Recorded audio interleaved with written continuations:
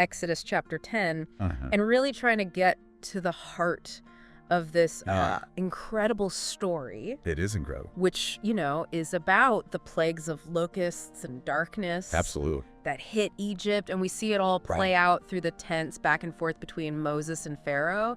Yes. And what I think is so fascinating is that we're dealing with, you know, what's presented as a firsthand account of this pivotal clash. Yeah. But it's told from a very specific perspective, which is something to always keep in mind. Absolutely. And I think what's compelling here is that this isn't just like a dry historical record. Yeah. It's a narrative that's loaded with this fundamental conflict. Yes. You've got Moses and Aaron acting on what they believe is divine instruction, demanding that Pharaoh release the Israelites from slavery so they can go out and observe this, you know, religious festival in the wilderness. Yeah. That initial request, though, it really sets off this chain reaction that leads to these really extraordinary and devastating events. It's almost like a domino effect where one thing leads that's a great way to put to it. the next, and the tension just keeps ratcheting up. Absolutely. Okay, so let's start unpacking all this, beginning with the plague of locusts. Okay. Even before the sky turns black with them, there's this really telling initial exchange between Moses, Aaron, and Pharaoh. Yeah. What stands out to you in that first demand from Moses? Well, it's fascinating to see Pharaoh's initial dismissiveness. Right. Like he just brushes them off. Yeah. In the face of Moses' really forceful words. I mean, Moses says, "How long will you refuse to humble yourself before me? Right. Let my people go so that they may worship me." Yeah. It's a pretty strong statement. It is. And Pharaoh just completely ignores it. He does. And I think that initial arrogance reflects the common dynamic where you see entrenched power struggling to acknowledge challenges to its authority, even when those challenges might seem, to an outside observer, pretty significant. Yes. He's not just saying no.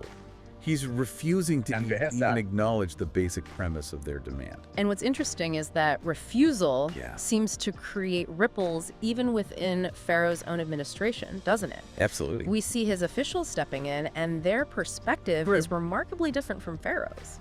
Yeah, it's striking. They come to him and say, do you not yet realize that Egypt is ruined? Yeah, that's a really powerful question. Coming from within Pharaoh's inner circle, this internal dissent is super significant. Right. What does it tell you about the broader impact of the preceding plagues beyond just Pharaoh's personal experience? I think it shows that these plagues were having a devastating effect. Yeah. Not just on Pharaoh, but on the entire country. And even those closest to Pharaoh are starting to question his judgment. Right. And it's important to note, Yeah. their concern isn't about theology, right? It's about the very real and tangible devastation that Egypt is facing. Exactly. It highlights how Pharaoh's stubbornness is now directly conflicting with the practical realities of governing. So under pressure from his advisors, Pharaoh offers what he thinks is a compromise, a partial concession. Right. What do you make of his offer to let only the men go? Well, this attempt at negotiation, where he says, go worship the Lord your God, but tell me who will be going, reveals, I think, a strategic attempt to maintain control by allowing only the men to leave for this worship. Pharaoh likely believes he can minimize disruption to the Egyptian economy and, you know, to the labor force. Exactly. It's a calculated move, to grant a kind of religious gesture, while still retaining the bulk of the Israelite population as a captive workforce. But Moses doesn't accept this, does he? He does not. His response is completely uncompromising. It's not just about some of the people going, it's about everyone, the whole community. The whole community. Why do you think that all-encompassing demand was so crucial to Moses? Because Moses says, we will go with our young and our old, with our sons and our daughters, and with our flocks and herds, because we are to celebrate a festival to the Lord. And this insistence on the entire community, including their livestock, really underscores the fundamental purpose of this Exodus, which is worship. And the inclusion of flocks and herds is super important, I think, too. For someone maybe less familiar with ancient societies, livestock wasn't just property. It was deeply intertwined with their economy, their sustenance, and their religious practices, providing animals for sacrifice. So their livestock is an essential part of their way of life and their ability to worship. Yes, exactly. And this really highlights the comprehensive nature of their commitment to this religious observance. Yes. But Pharaoh's reaction to this demand is pretty extreme, isn't it? It is. He accuses them of having bad intentions and essentially throws them out. He does. What does that tell you about the level of mistrust and the breakdown of any potential for peaceful resolution at this point? Well, Pharaoh's retort when he says, clearly you are bent on evil, followed by their expulsion, really signifies, I think, a complete rejection of Moses's demands and hardening of his position. Okay. This isn't just a political disagreement anymore. Right. It's becoming deeply personal, and I think it reflects a fundamental clash of worldviews. Okay. Pharaoh likely perceives this wholesale departure as a direct threat to his authority and the stability of Egypt. And this sets the stage for the locusts. Yes. The description in the text is just overwhelming. It is. They covered the face of the ground so that it could not be seen. It's hard to even imagine. It is. What kind of impact would that have had on the ancient Egyptians? I mean, just try to picture it. Yeah. An entire landscape just obliterated from view, replaced by this dense mass of insects. It would be terrifying. It would. And the text emphasizes the sheer scale of the devastation. Right. It says devouring everything left by the hail, including the trees. So this wasn't just a nuisance, was it? No. This was an economic catastrophe, wiping out their food supply and the very foundation of their agricultural society. I mean, the phrase, nothing green remained on tree or plant in all the land of Egypt, paints a picture of absolute ruin. Complete and utter devastation. Yeah. And the text specifically notes that this was an unprecedented event, right? Right. It says, never before had there been such a plague of locusts, right, nor will there ever be again. Yeah. Why do you think they include that detail? I think it's meant to emphasize the extraordinary and, from their perspective, seemingly supernatural nature of the event. Okay. It serves to amplify the power behind Moses's demands and would have undoubtedly instilled fear and a sense of helplessness among the Egyptians. It's a way of saying, this isn't just a natural disaster. Right. This is something far beyond our normal experience. Exactly. Yeah. So faced with this catastrophic destruction, Pharaoh has a pretty dramatic change of heart. He does. He suddenly admits his guilt, saying, I have sinned against the Lord your God and against you. Powerful words. They are. What do you make of this sudden shift? Yeah. Do you think it's genuine?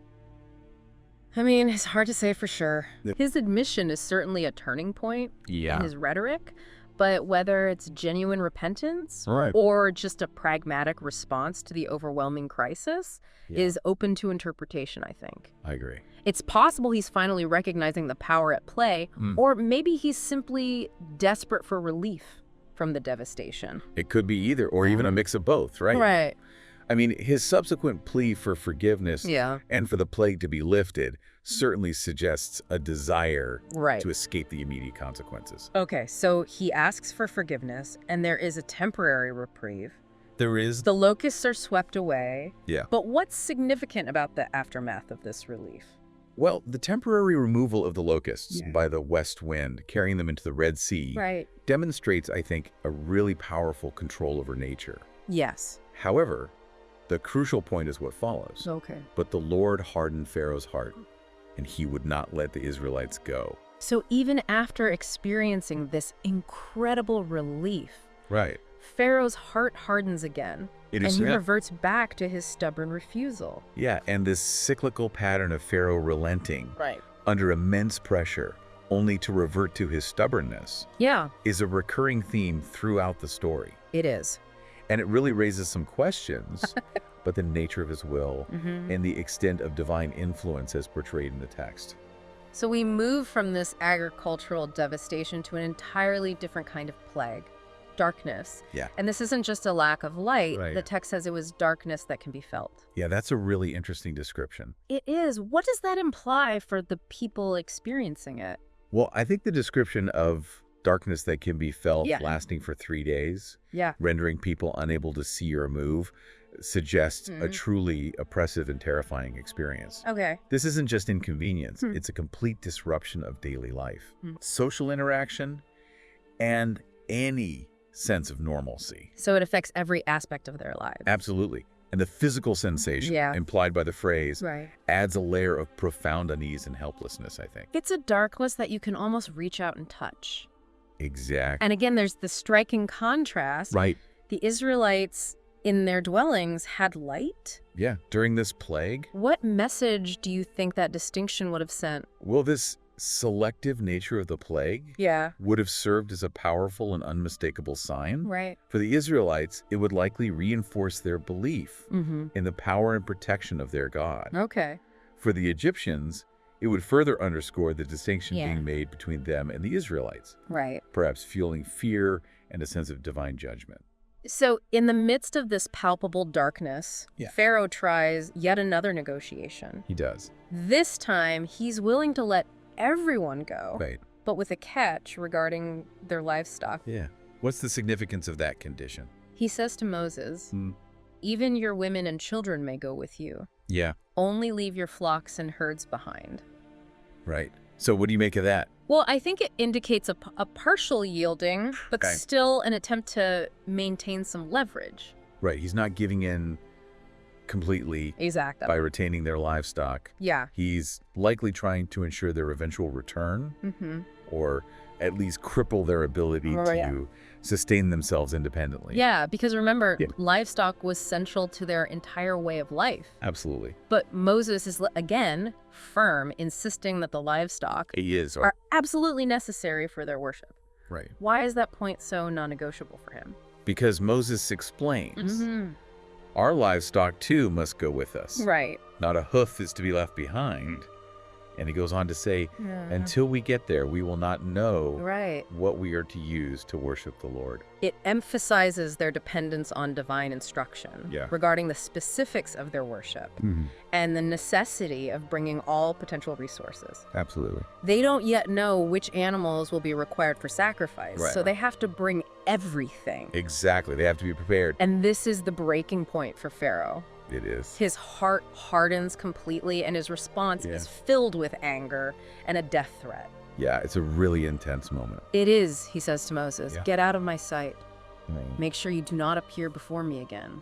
The day you see my face, you will die. So what's the finality of this moment? It marks a complete and utter rejection of Moses and his demands. Right. The negotiations have failed entirely, replaced by outright hostility and a pronouncement of no further contact. So this signifies the irreversible nature of Pharaoh's decision. It does. At least in this chapter. Right. It seems like there's no turning back now. And Moses' response is equally resolute, isn't it? Yes, it is. He accepts Pharaoh's terms and agrees never to see him again. So he says, just as you say, I will never appear before you again. Right, and that seems like a definitive end to their face-to-face confrontations. It really does. So reflecting on these two intense plagues, the locusts and the darkness, what overarching patterns or insights do you see emerging from this exchange between Moses and Pharaoh? Well, what's striking to me is the escalating nature of the plagues and Pharaoh's repeated cycle of resistance, even in the face of overwhelming evidence of the power behind Moses' demands. We see this clash between divine authority and earthly power. And Pharaoh's stubborn refusal to fully concede despite the immense suffering inflicted upon his own people. It's a powerful reminder of the consequences of clinging to power and control in the face of what seems like undeniable evidence. And the stark contrast in experience during the darkness, with the Israelites having light while the Egyptians are plunged into darkness, is a particularly potent symbol of this divine distinction. It really highlights the different paths that are being presented. It does. So thinking about this ancient account and considering Pharaoh's repeated shifts in stance and the ever-increasing severity of the plagues, what might this reveal to you about the complexities of power? That's a great question. How do deeply held beliefs. Yeah. Or perhaps sheer stubbornness. Right. Influence decision-making. It's fascinating to think about. Even when faced with what seems undeniable. That's really fascinating stuff. I'd encourage you to keep thinking about these questions. To wrestle with them. To see how they might apply to your own life. And to your own understanding of the world. Because these ancient stories, they have a way of speaking to us across time and cultures. Offering wisdom and insight. That can help us navigate our own journeys. So until next time, keep searching for the truth. Wherever it may lead you.